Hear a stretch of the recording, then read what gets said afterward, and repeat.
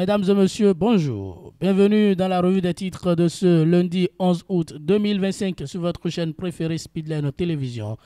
Démarrons par le télégramme d'Étienne Wessou pour lire plaidoyer du caucus des femmes parlementaires pour une meilleure représentativité des femmes dans les instances de prise de décision au Bénin. Le président Vlavonou distingué. Vous aurez plus de détails dans les colonnes de ce journal.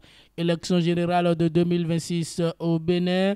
L'opposition exprime ses inquiétudes sur le processus préparatoire. Vous aurez plus de détails à la page 2 de cette parution. Et pour finir avec le même quotidien information, concours de recrutement de 172 fonctionnaires au ministère des Finances. Voici la liste des candidats admissibles. Vous aurez les détails à la page 7 de cette parution. Pakpaton, janvier, Yaoundé sur Canal 3 Bénin, aucune chance pour l'opposition de prendre le pouvoir. Vous aurez plus de détails dans les colonnes de ce journal. Pour des élections transparentes, crédibles et inclusives, la Sénat maintient le dialogue avec tous les acteurs. Et pour finir avec le même quotidien, obtention du quitus fiscal pour les élections, l'opposition lance un appel à la DGI.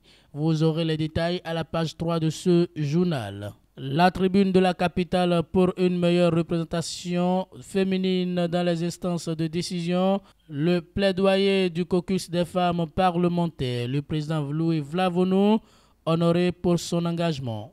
Après 3 jours de conclave à Grand Popo consacré à l'élaboration de leur plan de communication stratégique 2025, les députés membres du caucus des femmes parlementaires du Bénin ont organisé vendredi soir un dîner de gala pour présenter leur plaidoyer en faveur d'une meilleure représentation des femmes dans les instances de prise de décision du pays. Un événement rassembleur autour de la cause féminine. La soirée a réuni un parterre d'invités de marque, notamment les représentants de plusieurs formations politiques. Vous aurez plus de détails dans les colonnes de ce journal. De retour de la CAN de mini-football de Derma à Libye, le président Wanvoegbe et son commerce dressent un bilan positif de la participation des Guépards, 9e sur 16 nations pour une première. Pour plus de professionnalisation du football béninois, la Fédération béninoise de football rend dorénavant obligatoire le passeport pour toutes les licences sportives, informe le quotidien.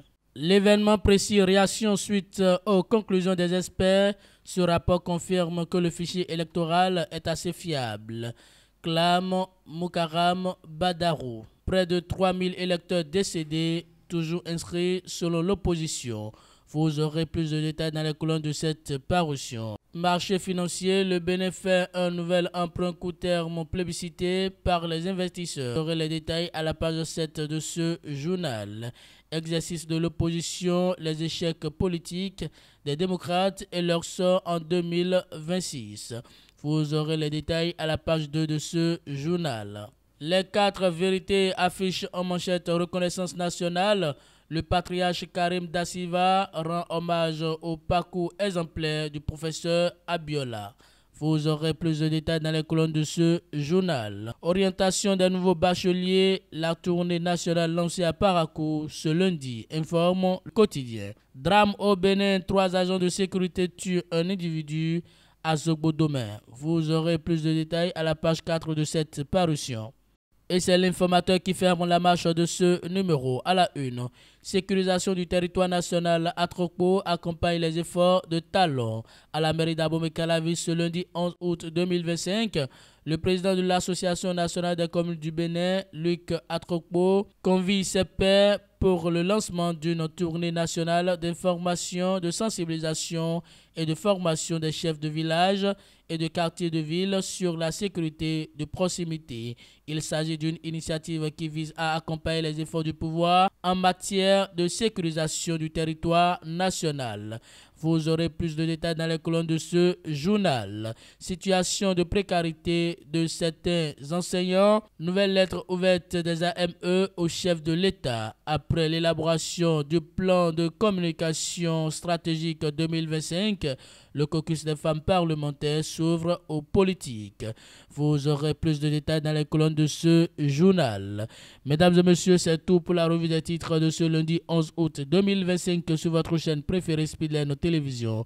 Merci pour votre fidélité.